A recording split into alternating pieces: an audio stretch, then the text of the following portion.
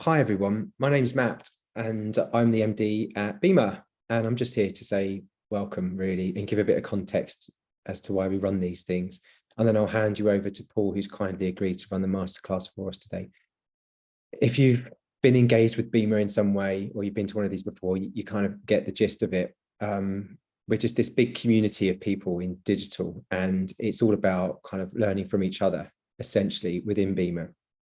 And it doesn't matter whether you judge the awards, you get insight into that, you come to these masterclasses, you come to the HR peer group. There's many different ways that you could get involved in BIMA. This is a particular one though. So every month, I believe it's the same day, last Thursday of every month, I can be corrected on that, we run a masterclass. I love these. It's best defined, I think, as a kind of like a deep dive into an area of specialism and making use of this eclectic mix of businesses that we've got in BIMA. So we count on people like Paul, really, that are happy to put in the time and share their kind of insights and experiences into their area of specialism and just share it with the community. So every month there'll be something different. We're looking at all different areas, from attracting diverse talent to neurodiversity through to AI, and of course the metaverse. This one is titled "How to Use Chatbots for Problem Solving." Unless you've had your head in the sand for the last 6 months, AI is everywhere at the moment, but we're diving into certain areas of interest. And this one, really looking forward to. So Paul is going to present the webinar. The housekeeping for today is you get to sit back and relax. It's a webinar format, so we can't see you, but please do listen, and you can engage with us through the Q&A format. Paul's going to go through the presentation and we'll make sure we answer your questions towards the end. There's a chat facility as well that you could use. That's about all I need to say, really, Paul. Like I said, thanks for giving up the time, for putting the slides together, and also being willing to share it with everybody in the community. I'm looking forward to this one.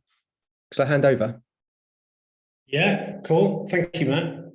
Hi, everyone. I'm going to introduce myself in a minute. I'll just explain what we're going to look at today. I've used the term problem solving here as a bit of a catch-all. I wanted to go a bit broader than just marketing, but I'll explain more on that later on. So what we're going to look at, this session is about an hour, give or take. So we booked a 90-minute slot just to allow for any questions and discussion at the end. We're going to start with how to think about chatbots. That's the first task, really. Now we kind of know what they are. We've seen them in use, but to really work out how to think about them really helps with getting the most out of them. One key thing, I've attended other sessions like this, and what I haven't really yet seen, and certainly not in social media, much about, is the focus on the user. It really is working with AI, generative AI, chatbots, and so on. The more important factor is yourself than the tool or the instrument you're using. So we're going to talk about that, and I do want to stress that. We're of course going to look at automating tasks. The prompt best practices, in other words, they are machines, they are computers, they think in specific ways. So knowing how to interface and talk to them gives you an advantage. And then the problem solving process, the heart of this session, is about mapping our jobs in marketing and digital and so on, and all the processes of it, to specific ways to work with these AI, these chatbots. So about me, until the start of this year, well, from 2016 to the start of this year, I was the head of social and content at Big Group. Before that, I worked in marketing and a few sales roles for 20 plus years. But as the head of social and content, me and my team, we ran, they still run the social media channels and strategy in many cases of brands like MasterCard, Pizza Hut, McLaren Automotive, OpenReach, Hyundai, a bunch of others. And that's what I was doing. then around summer, about a year ago, the first generative AI tools started really to get some prominence. So at first it was DALL-E. I don't know if people had a go with that or remember at the time. But then also GPT-3. And for me, I've been interested in artificial intelligence as a hobby almost, or an interest outside of work for years. I read a lot of the kind of nerdy, really difficult to understand books. And it was something more about outside of my work life than anything to do with it, other than algorithms and things. But with the arrival of DALL-E and then looking into GPT-3, I realized, and as did a lot of people, that the thing that everyone thought was years in the future is here now. And it was improving every week. And so by the end of the year, I was a bit freaked about what was going on. And I realized I would rather be more active with this technology because of its implications on my job, on all of our jobs, and on the business itself. So I wrote a job spec and proposed it to the board here as this head of AI, and why all agencies and businesses really, I think, should have a role like this. And the big group board agreed, and so here we are. So as head of AI, I'm responsible for bringing the technology to use, the range of technologies, but generative AI in general.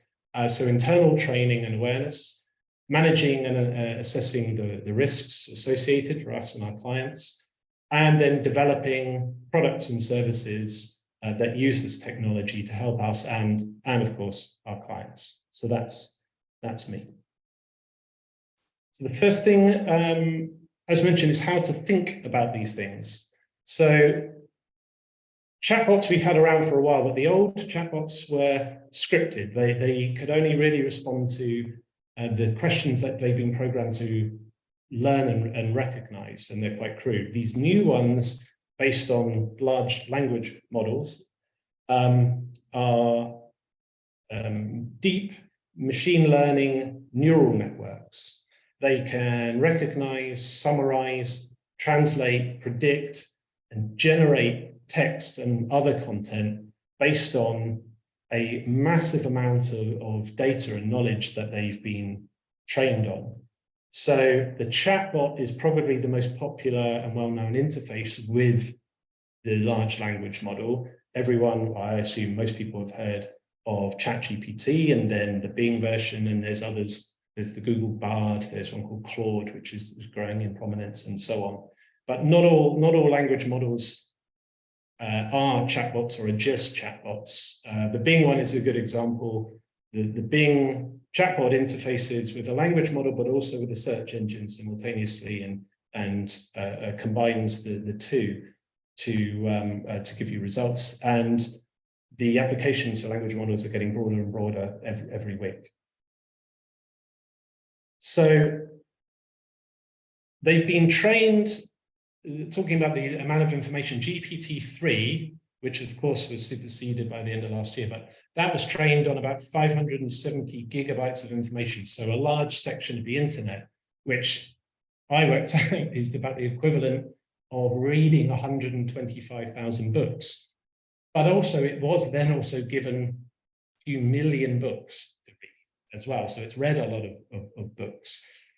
GPT-4, which was launched in March, was trained on 2,000 times that level of information, so a petabyte of data.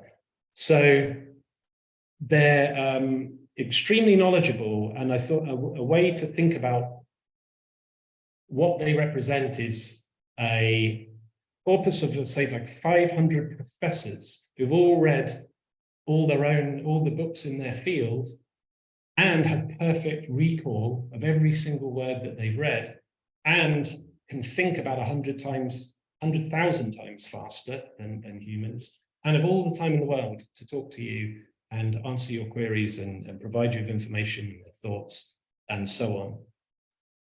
But even then, it's a trap to think about this technology on the basis of its current ability. It's developing very, very fast. So when we're planning, we're almost always planning ahead for the next few months or 6 months or a year and so on. I would advise and to think about where the technology will be by the time you come to use it, or by the whatever point you're working towards in the future. There's a good analogy I heard. I've tested this analogy on, and it doesn't work on anyone under 40 or who isn't American, but Wayne Gretzky, a legendary ice hockey player, it might be an apocryphal story, but was judged to be one of the reasons he was the greatest is because he wouldn't skate to where the puck is. He would have the ability to work out where the puck was going and start skating ahead of time towards that, thereby being the first to get there when it eventually got there. And I thought that was a good analogy for working with generative AI. Plan for yourself, for your business, your projects, your clients, based on where you can see this thing going. Another useful way of thinking about the chatbots is as people. First, AI literacy is now an essential skill for most office work and administrative, creative, you name it. It's really important that we understand what we're dealing with, its flaws, its limitations, its possibilities, at an individual level and at a company level. There are lots of good guides already written. I'd say OpenAI's best practices for prompting. They only published it about 3 or 4 weeks ago. That's the challenge of writing sessions like this, is that you've got to rewrite it every 2 weeks because there's a new fundamental thing that has to be done. So yeah, there's their one that was about 3 or 4 weeks ago is excellent, but there's others. Of course, social media is full of gurus all the time, but I would tread carefully. There's a lot of glossed over information that's not quite true, or a little bit hyped up, or a lot hyped up. I'd go to the official sources for guides and info. But even though the chatbot, the language model, is a probability and reasoning machine, it works with logic. And it's important to know that, but I find it more useful to imagine that it's a human being that you're interfacing with, partly because that gets people away from what you often see as the initial use of chatbots is a sort of search engine mentality. We're all used to Googling stuff and asking for facts and information. And yes, of course, you can do that with the chatbots, but there's so much more complexity and potential involved. So it's better to think that you're texting a stranger, if you like. You're chatting with a stranger, a human being who's very willing to collaborate and help you. Another key point, and as I mentioned, one of the things that I think is essential. There's some people may know the quote, the Steve Jobs quote in the 80s, when he equated the personal computer to, he called it a bicycle for the mind. In other words, it takes something that we already have and just makes us more efficient, makes us faster and go further, but really it's still about us. And I think the generative AI technology is a good analogy, therefore, would be an e-bike for the mind. It's the same principle, but it requires even less effort on our part to do it. But like cycling then, at the risk of stretching this analogy to breaking point, give 2 different people the exact same type of bike, and one will be faster than the other. And that's because the more that you know how to use the bike, the more you've trained, the fitter you are, the techniques that you learn, and so on, will make you faster. It's more about you than the bike. So with dealing with language models, with chatbots, knowing things such as how to use your own brain is key, and we're going to talk about that in a few minutes. But things like knowledge of your own field, curiosity, imagination, great vocabulary, both kind of verbal and visual and everything else. These are the things that are the most important, just like they always have been. And this new technology doesn't change that fundamental fact. It just is good news for that. It will make you even better and go further. So you'll be able to produce higher quality stuff faster, but it won't help you as much unless you know these fundamentals. So one of the things that we see a lot, one of the most common, I'd say, is all the task automation. And it's true, there's a lot of automation underway. A lot of things are becoming a lot easier. And we're going to touch on it a bit now, partly because it's sort of expected. It is really cool. It is impressive what it can do. But it's not what I want to focus on. I want to focus on the thinking, planning, problem solving, ideation, and so on. But I'll cover it now. But there is a warning, in that technology in general that provides convenience to us generally leaves us unfulfilled. So the chatbot that can write our emails and so on, or you look at the arrival of technology like, well, smartphones or Slack, which of course promise that it will make our lives easier. We won't have to write out whole emails. We can get instant replies back on a messenger and so on. All they do is cause us to write more. Our expectations of what we must do in the time just increase. And of course, this generation of technology is doing that. It will enable us to write more and faster and all the rest, but we'll just put more pressure on ourselves. And of course, a lot of the industry, the technologies are coming that will just cause that to happen. All this labor-saving stuff will just be working harder, putting out more work rather than better. And that's unfulfilling. That is coming. So what I'm encouraging you to do is look at the other part of this technology, and it's the type of technology that can make us better. It's like picking up a violin for the first time. There's thousands of hours of work to do to get better and find more uses for it. It's technology that challenges you as well, and that is what leads to a more happy, fulfilling life and a more useful and a higher quality output professional. That said, let's quickly look at some of the tasks. I mean, really, the limit on what you can get chatbots to do is partly down to your imagination. There are some classic easy ones like drafting an email, agendas for meeting, quick bits of research, out of office. I've started writing my out of office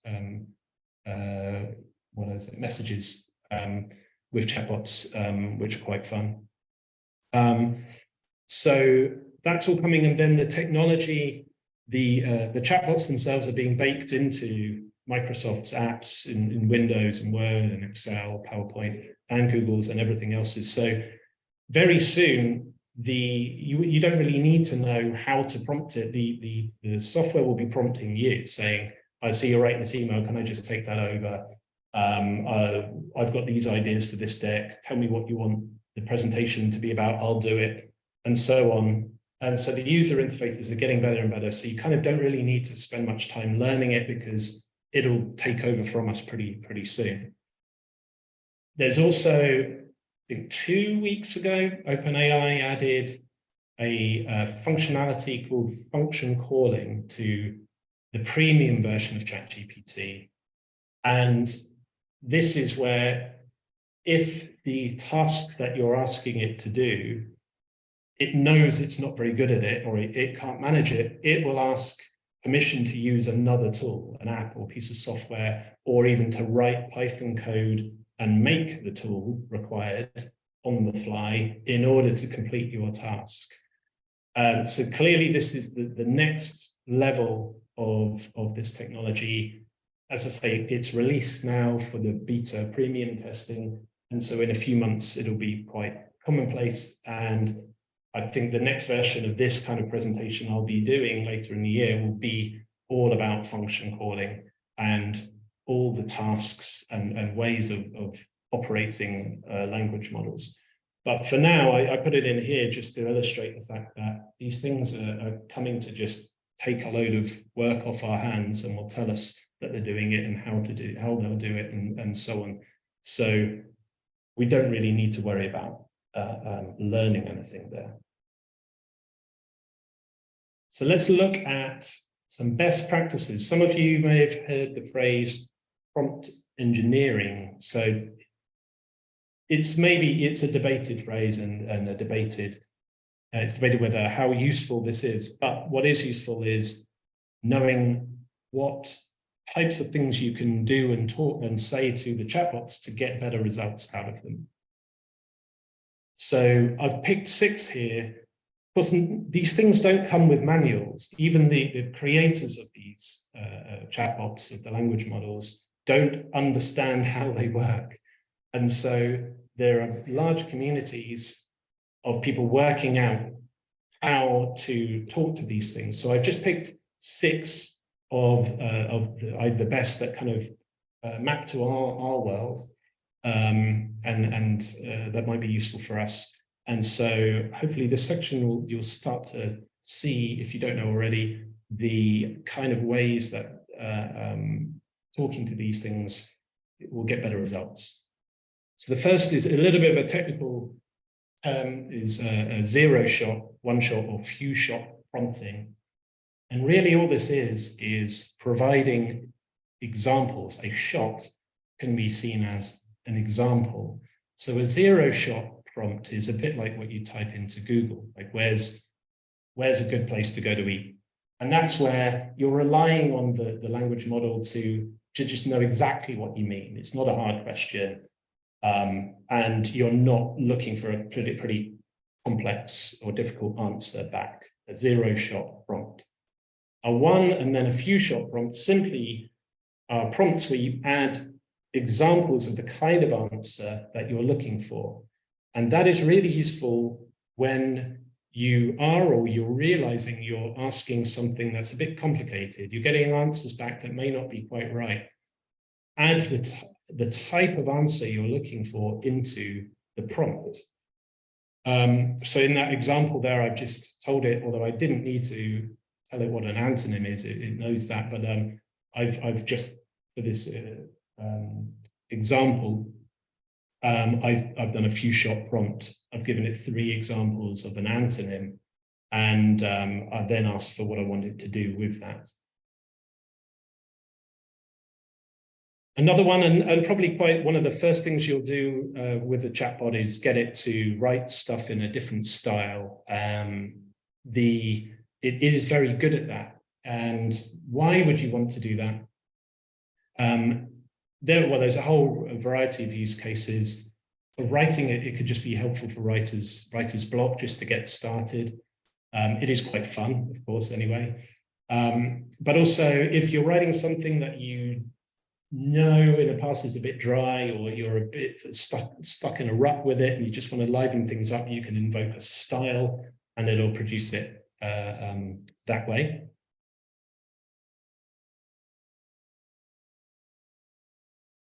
A bit similar to that is to use a persona.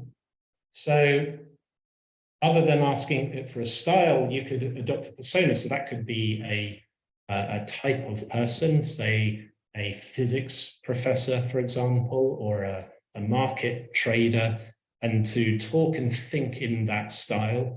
Or you could invoke a famous person. Now, there's no list of famous people that any chatbot knows or doesn't know, but it knows a lot. If there's enough written about a person on the internet, you can assume that the chatbots read it, and so you can invoke them. Now, with a lot of these things, the point of doing this is to get something specific back. If you ask a human being or a or a chatbot a general question, you're going to get a general middle of the road answer back. The more specific you get, the more specific and therefore potentially useful the answer is. So I'm not going to read out this example here, but I just invoked David Ogilvy to constructively criticize an interview with our head of strategy for a laugh. So he picked apart and argued with our head of strategy, and I showed it to our head of strategy who disagreed with it and called the technology rubbish. But it's a useful, very useful, I would say, form of prompt. Structures and frameworks. First of all, structure, again, getting more specific, but also when you're asking more complicated things, a bit like few shot prompting. If you're asking for something quite complicated, so you say something like, what's the best way I can plan my finances for the future so I can retire comfortably, or something like that. If you ask that question, it'll give you a sort of general article style answer. A structure you could give it, and one that the technical term is called chain of thought prompting, is with that question, you could then say in your answer, please break down. You don't have to say please to AIs, of course, but it's hard to break that habit. Please break down step by step the logic you are using and the reason you are using to justify your answer to me. Variations of that kind of wording. And it'll break down, okay, first do this, and this is the reason you will do this. And you will get a much, much more detailed answer. And that's not just because it didn't want to do that with the first time. It's because you tell it how to think. You're guiding it on the kind of thinking you want, and that can be very useful. Related to that, I call this frameworks. As I mentioned, it's read a ton of books. And so rather than use a structure, or as well as use a structure, you can invoke a particular framework. So in this example, there's a classic book on strategy here, good strategy, bad strategy. I asked it, in this prompt, I tell the chatbot who I am, who Big Group are, what I want to do, what my goals are, and so on. And then I say, using the framework from this book, which it's read, please recommend to me the framework I might use to build out a strategy. And it does that, it applies. So it's like, as I mentioned, talking to a professor, talking to a person who knows this book really well and now knows your challenges and will give you a really specific answer.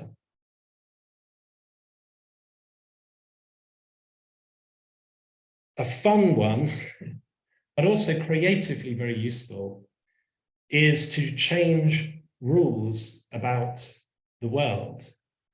It's up to you. You don't have to assume that the what's common sense or the laws of reality have to apply in your conversations with it.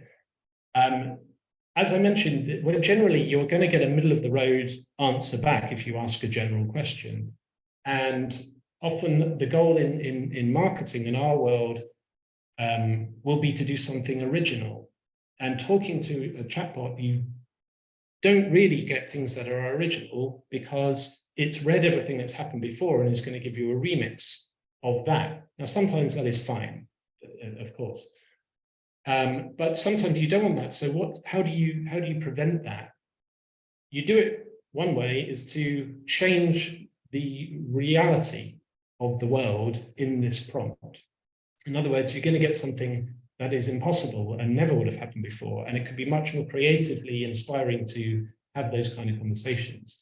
So with this prompt, I've screenshot, I've just made up a marketing challenge for a toothpaste brand to launch it. And it's the USP or whatever is that it makes your teeth stronger. But the thing I've changed about our world is I've told it, and I don't know why I told it this, that imagine a world where everyone's teeth fall out every month, and we get a new set of teeth. Now give me the idea. And I want to point out the third thing it came up with here is a pop-up dental clinic that offers free checkups and consultations to people who bring in their old teeth as proof of purchase for the toothpaste. So what's going on there? That's a logical inference. I didn't give it that information. I gave it only what you can see above, that people get a new set of teeth every month. So this is what I mean about these things being logic, reasoning machines. They've reasoned that logically, if people's teeth fall out and you get a new set every month, some people might keep those teeth. And if the toothpaste makes it stronger, that should be evident in that teeth, so that they act as proof of purchase. So that's, I think, a good example of the power of these things. When you get into conversations, they are, or at least mimic, very good logical reasoning individuals. And the last one I'll talk about here for prompt engineering, prompt tips, is using theories. If you understand your own job or the theories underlying things, you can invoke those theories. And so one thing I've had quite a lot of fun with is a thing called incongruity theory, which is held by some, many, as the underpinning on what makes things funny, how jokes work. Incongruity is where the world that we think we're being presented with turns out not to be true. Something goes off, and that's where the humor in a joke arrives, where we realize the incongruity. I'll tell a joke to explain how that works, to illustrate it. I went to the doctor the other day. He said, "You're overweight." I said, "I want a second opinion." He said, "Okay, you're ugly and you stink as well." So the incongruity there occurs where I say I want a second opinion. Up until that point, we're in the normal world. I'm at a doctor, he gives me a diagnosis, I say I want a second opinion. Then it turns out that we don't mean the second opinion of an alternative doctor, we mean the other alternative but unexpected use of that phrase, which would be a second opinion of the same doctor, who also turns out to be quite a rude man. That's funny, hilarious. So that's incongruity. So when dealing with chatbots, you can say, "Give me jokes," but you'll get jokes that already happen, and it's not specific enough for a chatbot to know what you mean.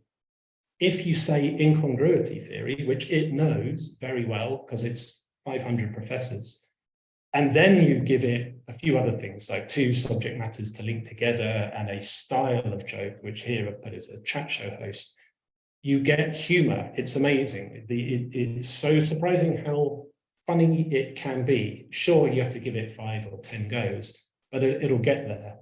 And I've put this illustration in and used humor here because it's fun, but what I'm illustrating here is, if you know your own job, the theories behind marketing and digital and anything you do, that's where you have the advantage. That's what I mean about it being more about you than the AI, because you can use that knowledge to be much more specific with the chatbot. Right. The problem-solving process. What I mean by, why have I called it that? Because I want it to be general. I don't know the audience, where everyone works, etc. But I also wanted this to go broader than just our jobs. So by problem solving, I just mean it could be, coming up with receiving a brief from a client and coming up with a marketing campaign for that product or whatever. But it can be anything in life, any problem that arises. The scale of the problem is often related to the scale of the amount of work and thinking and solving that you need to do. But it all roughly maps to the same process. So here's how I've structured it out. The first phase being sort of research, gathering information, everything that you need to understand and know in order to deal with the situation, looking for the insight or the useful parts of that information, what's pertinent and what's not. Then coming up with the idea and fine-tuning it, then going to actually executing or expressing or whatever, creating the idea or solution, and then evaluating it. I'm going to map all of these processes to specific things you can do and ask of chatbots. Firstly, research. I actually wouldn't use the chatbot very much. And the main reason is because the way they work is they're probability machines. In other words, they work out the next most likely word to come after a word in a sentence based on how often they've seen that combination of words in all the billions of documents they've seen. What they're not thinking is that true? Is this a fact? They don't understand the meaning at its heart. And so they hallucinate is the term. In other words, they make stuff up all the time.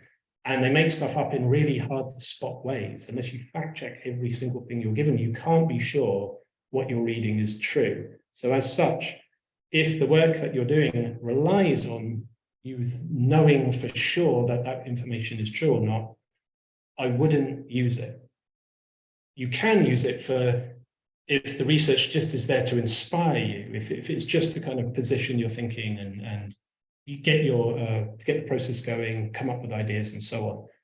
But the time saving that you get from fact-based research is totally undone by the amount of fact checking that you have to do afterwards. So in general, I wouldn't do it. Before going to the rest, I want to talk a bit about what I mentioned or alluded to earlier, is how your brain works, knowing this, because this can help a lot. So there are two ways of thinking that our brains use. There's a focus mode and a diffuse mode of thinking. Focus mode refers to what generally we understand as thinking, which is concentrating on something and consciously trying to solve a problem. It's what we do all day, but also when we're provided with like a puzzle, a Sudoku or a crossword puzzle or something like that.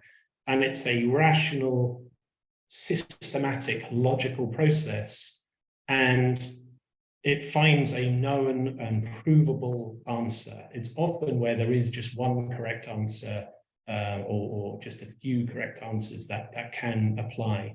That's focus mode thinking, and it's difficult for us to do. It burns a lot of glucose, etc. The other form of thinking is called diffuse mode, and that's easy to understand as sort of daydreaming. It's much more relaxed. It's when we're wondering about something. It's more of an intuitive process. It also, funnily enough, in our work, it doesn't feel like work. In fact, thinking in general in a lot of office environments is difficult because you're just sat there not doing anything, and it could be a bit taboo, it could be a bit awkward. But diffuse mode thinking is just daydreaming, letting your mind wander around with all the information, playing with it, not expecting to get any results, just trying different things. And it's also something that your brain does anyway. We've all had ideas just drop into our head. There's something that we were trying to think about the few days before, and then we just suddenly realize it. That's because when we're asleep particularly, but also when we're just doing other stuff, our brain is working on a problem that a little bit of focus mode thinking is kicked off for it. So diffuse mode thinking happens in the background, but also we can use and consciously do it. And it's typically the kind of stuff that ends up with novel or surprising solutions to a problem. So it is often more the sort of original creative mode of thinking. But the two work brilliantly together. Focus mode first to get your brain spun up and working, and then let it go in diffuse mode. So we're going to look now at some specific types of prompting and conversations with chatbots that zero in on these two forms of thinking.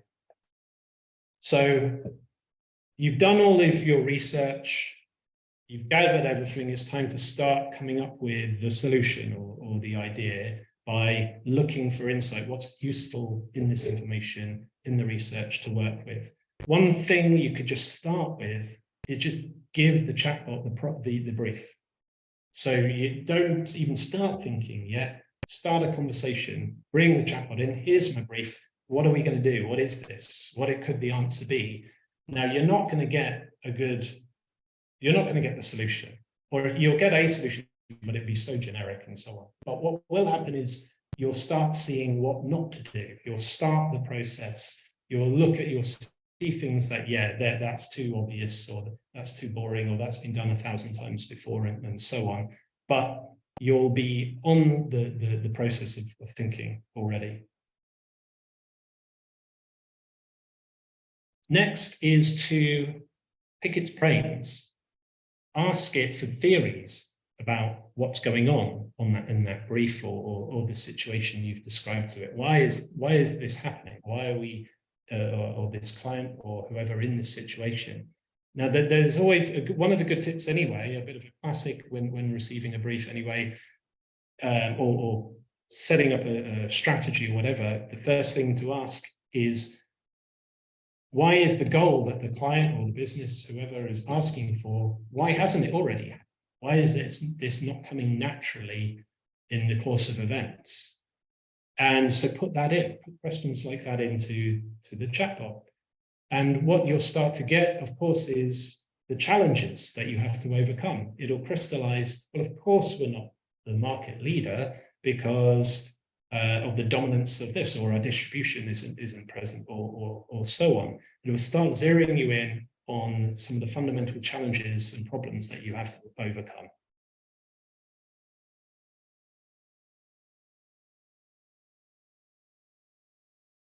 Another one to look at, and that can get us stuck or clients stuck, is commonly held beliefs. What are the things that we're overlooking? Or what are the things that are just that everyone believes, the public and so on, but that just aren't quite true? What can be challenged? So asking to discuss what are the commonly held beliefs about any given subject or combination of subjects. And then in this prompt, I've nicked someone else's idea I saw, but I said, now just flip it. Tell me the opposite.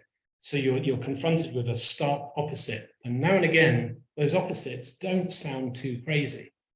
And it's good for sort of uncovering things that we've always thought, oh, that's just the way it is. You start to be able to see, oh, well, hang on then. No, not necessarily. It's only the way it is because everyone's agreeing with it. There's nothing fundamental, there's no fundamental law causing that. That's something we might be able to overturn or attack or exploit and so on. So that type of conversation can be fantastically useful in this kind of focus mode of thinking about your brief. Moving to then the diffuse mode, the playful, daydreaming, not expecting amazing results, just having fun. In this prompt, I've just asked for the movie Gremlins to be rewritten as if it was sponsored by Pizza Hut, just to see what would happen, what would change, where might I my ideas, my thought process go after reading and thinking about that.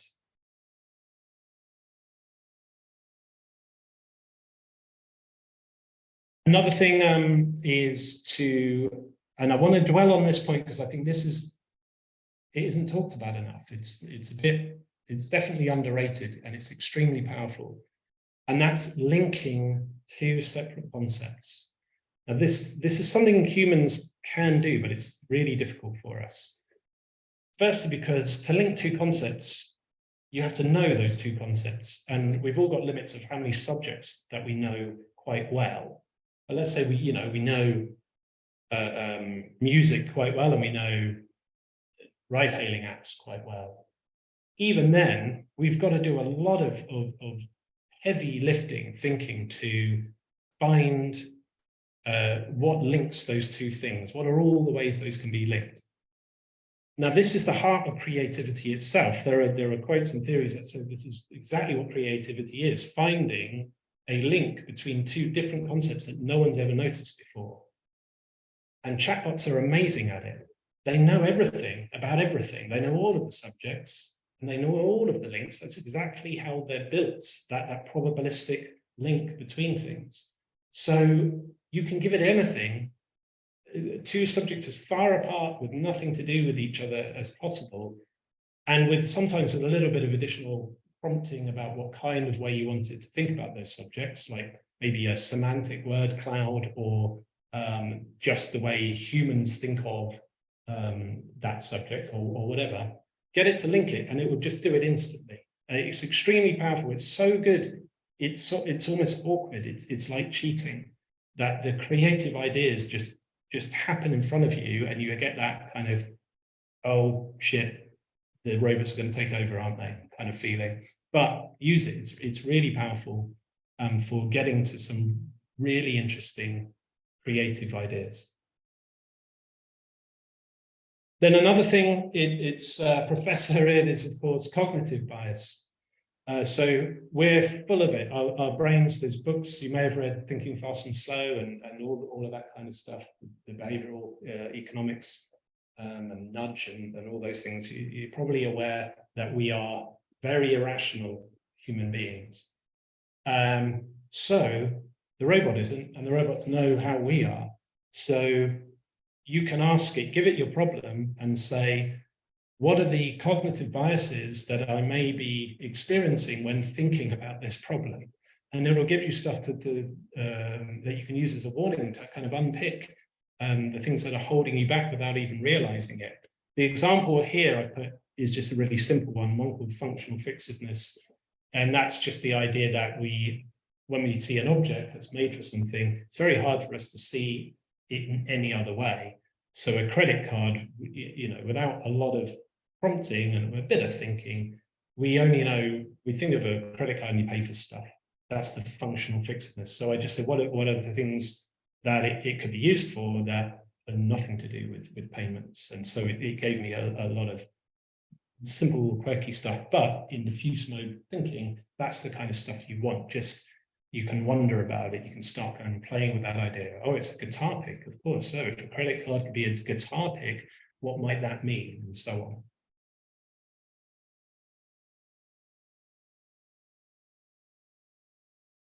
Then, nothing to do with chatbots, repeat the process.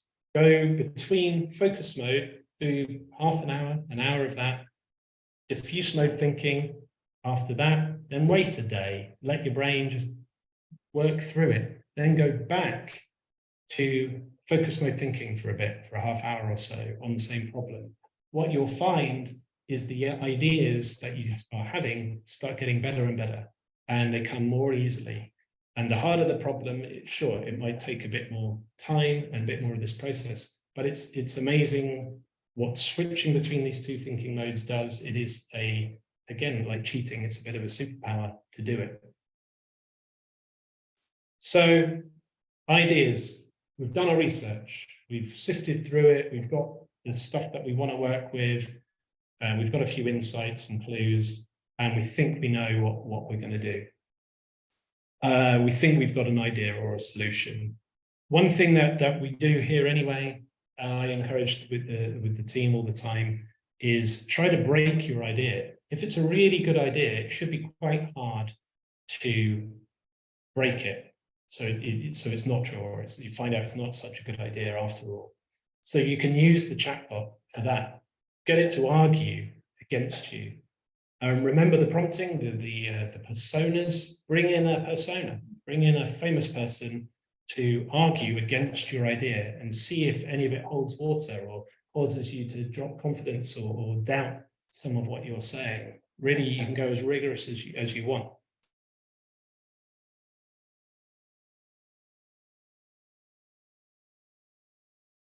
Expressing it. Again, going back to the prompt guides at the beginning, how are you going to express it? What you don't want a general vanilla style, but you want some life, or you want to invoke a certain brand tone of voice, or whatever. Ask again the style or the persona, or in this one I've chosen Charles Bukowski, partly so I'm quite interested in these electric motorbikes. I don't own one. I don't even ride a motorbike, but I like what's happening with that industry and the brand and the potential disruption that's going on. And Maving here on the left is a British Midlands manufacturer of electric bikes. So I just said, what's Charles Bukowski? You use his rules of writing, which we know the chatbot knows, and use them to express the idea that Maving's bikes are joyful, more joyful to ride than traditional motorbikes. So I'd imagined that a marketing, the branding is exactly that. Maving is joyful. I don't know if it is. I don't think it is. But I can then just get endless Bukowski style or Bukowski invoked lines that I can just work with and help me work out how I'm going to express. And of course, you can switch out that, you can switch to different styles and so on.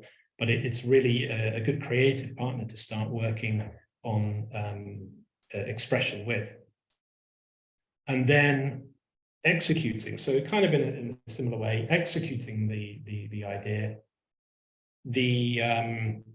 I'm testing if I'm going for the feeling of joy, what that really means, how might that be executed? So I've done a little exercise here. The feeling of joy makes you give me then 3 words afterwards. And then I've taken those 3 words and are saying, so if you've picked positivity, if you radiate positivity, what happens then? So I'm starting to get to something that my idea might be expressed as or executed as.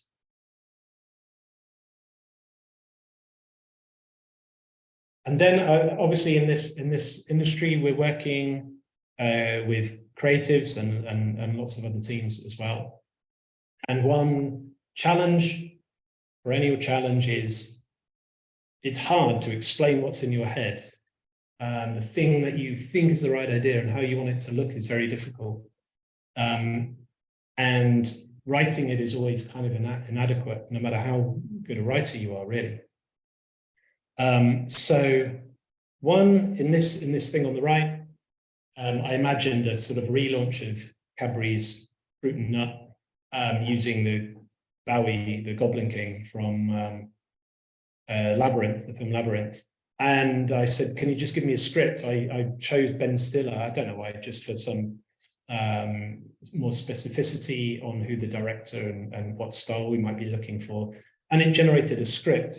And I liked it and some of it, and I regenerated and edited a bit. And then I took some of that I thought, okay, yeah, I would like that. And I dropped that into Midjourney. You could use DALL-E, you could use Photoshop now. Firefly, it's called, I think, the Adobe's Gen AI tool.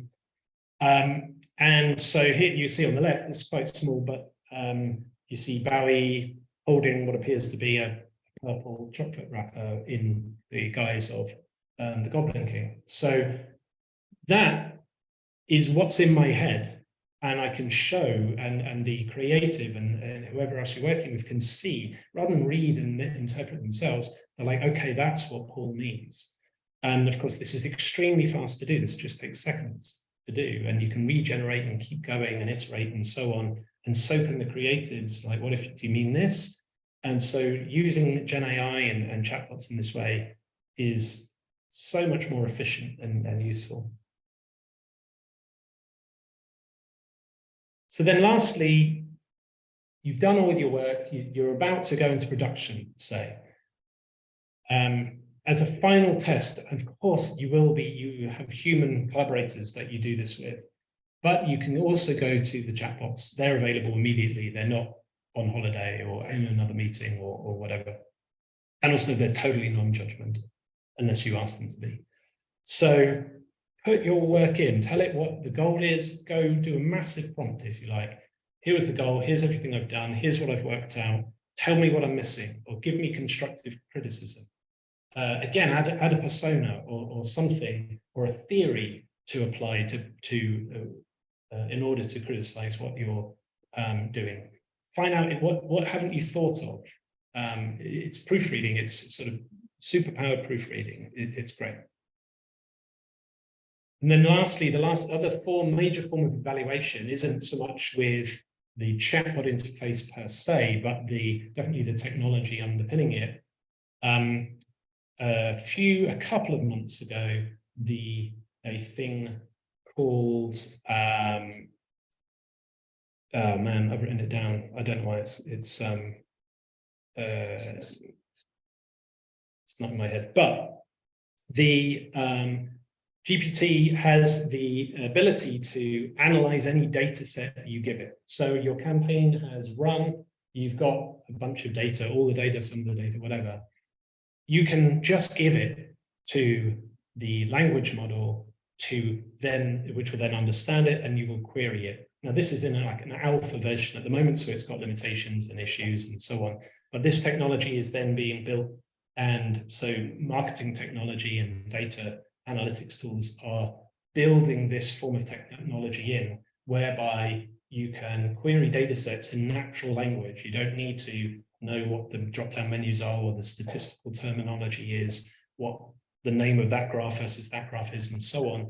You can just talk to something that will then give you all the insights. It's going to change marketing effectiveness and analysis fundamentally, and it's right on the doorstep. It's coming soon. Some early products are just coming out in the last week or so, which are okay, I think, but it will become very, very good soon.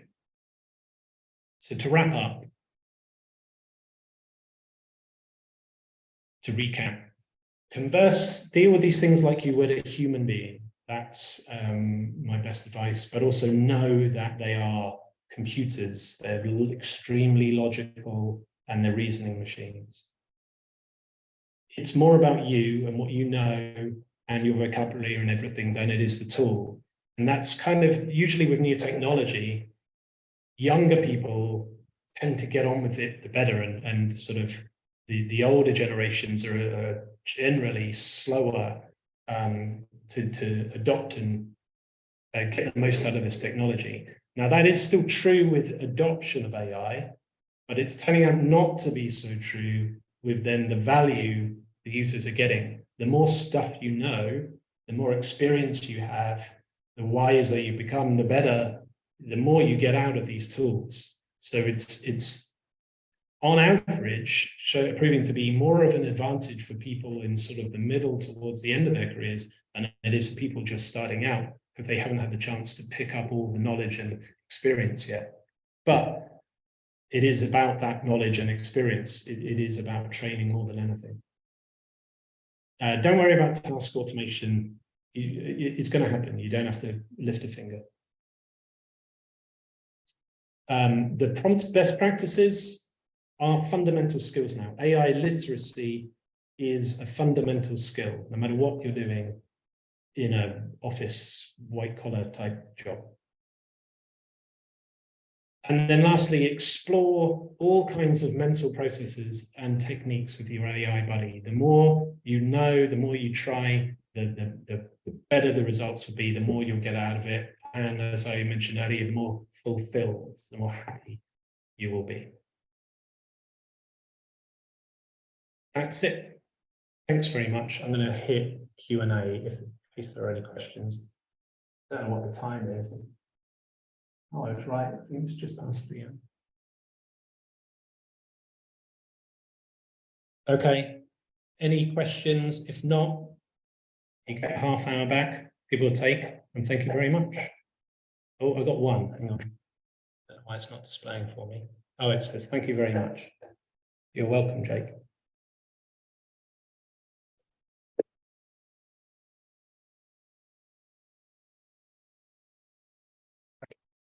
I believe Thank you, Paul. It's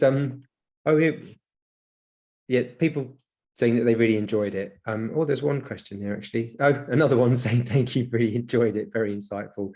Not so many questions, but you never do these, but lots of praise. I really enjoyed that too. Thanks for doing that. That's really interesting stuff. Yeah, I mean, it's fun to write and to put together. So yeah, thanks for the opportunity. Thanks. And the things with these, when you put these presentations together, you can use them and just add to them and evolve them, can't you? So I'm sure there are lots of clients that will want to sit and go through that with you. Yes, there is, and as I say, the function calling is going to mean a rewrite in a couple of months. That'll overtake and be the more pressing thing for a lot of people and so on. So yeah, I know I'm going to be rewriting this for the next year or so. Yeah. Well, we'd love to have you back. Oh, well, thanks very much. Yeah, thanks for joining us, Paul. It was great. Very interesting. No worries. Thanks everyone who attended. Time for a bit of lunch. Thanks everyone. Have a lovely rest of the day.